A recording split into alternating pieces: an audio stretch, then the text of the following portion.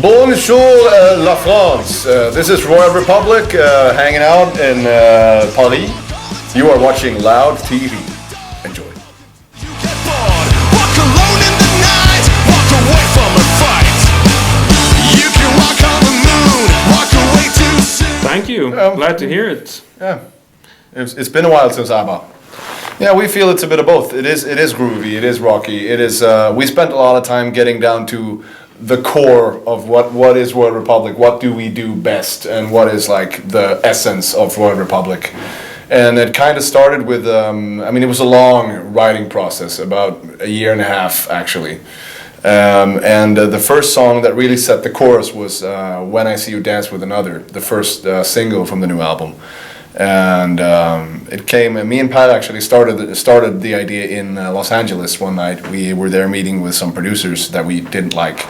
We were pissed off and we got drunk and we sat underneath the palm trees and among the, Bob Dylan's Among the Bob Dylans of Los Angeles. And we came up with the idea for When I See You Dance With Another, and woke up the next day and was like, hey, it's still good. And that kind of opened the door to the rest of the songs that came out. So, and fairly easy from there on.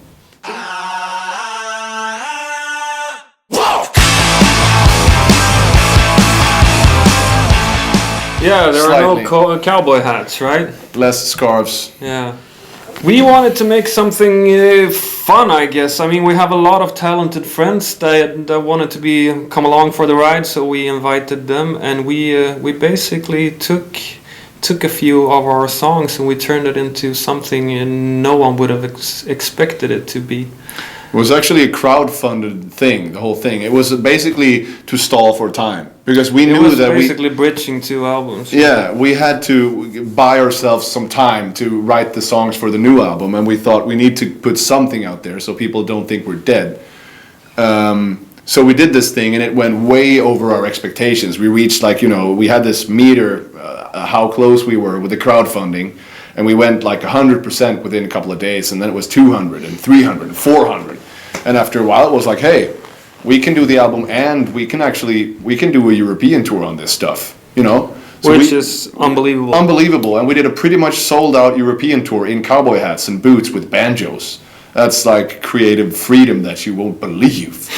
That was a very enjoyable project, which I think we will revisit Definitely. in a couple of I mean, still to this day, I'm amazed that people bought into the whole thing. It's just so unexpected that it's, unbelievable.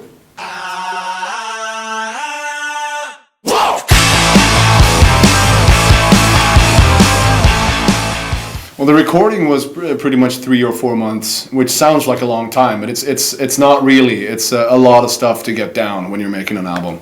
And we had to choose from about 70 demos, which we brought with us, like when we went to Berlin for the recordings. So we narrowed it down from 70 to 40 to 20, and finally ended up with the 13 that we wanted to put on the album, and the B-sides then on the side.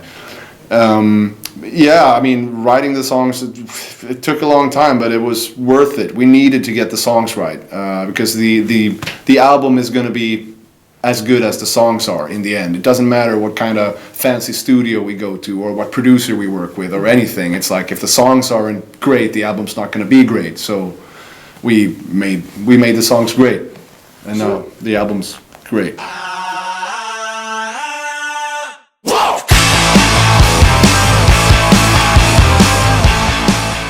I think in general the approach to the sound. I mean, in a way it's I think we're kind of modern.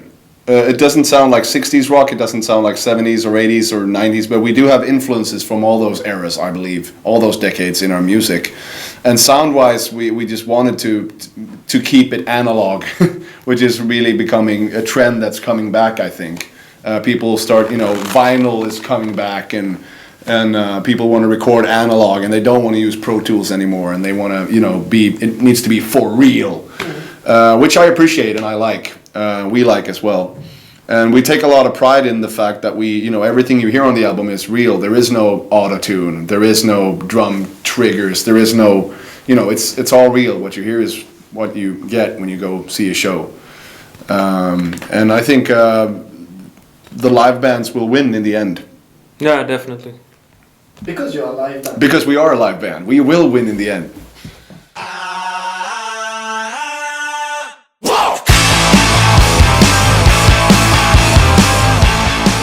We like Meshuggah, we like Cannibal Corpse, Spawn of Possession, Decapitated, Death, Morbid Angel, Old School Death, Testament, Bay Area, Thrash. Have a very wide selection of music in our tour bus and in our dressing rooms. Usually it goes between, Chicago to Cannibal Corpse to Earth, Wind and Fire to Bob Dylan to Cat Stevens to Sting and pretty much anything. There is good music, doesn't have a genre.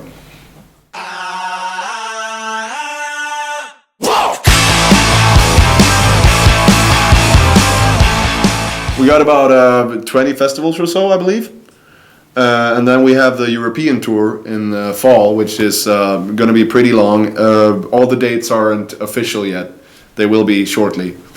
But it's going to be a busy year, and we're very much looking forward to it. We spent, quite some time making the album, and this is kind of our payoff. Going out and meeting people and playing our new album to them. That they hopefully know by now. But just getting to go up on stage and playing the songs with these dickheads is a pleasure. Really looking forward to it.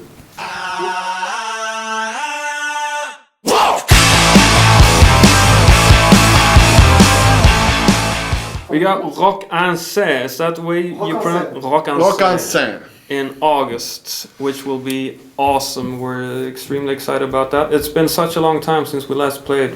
Last time was 2014 in La Maroquinerie. Yeah, with the cowboy hats. With the Nosebreakers tour. Yeah. Before that, it was Nouveau Casino.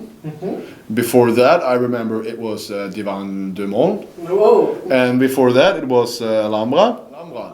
Before that, it was La Flèche d'Or. Oh, what a good student. And we played Le Zénith twice with the Offspring. Yeah. And then we did the first show ever in France. Oh yeah, L'Espace Quiron. L'Espace Quiron. In 2008. Yeah, wow, those were the days. Before we had a record out, we actually played Paris. I think this must have been our first international show. Yeah, definitely. It was. Wow, I just realized. It was great. Cool.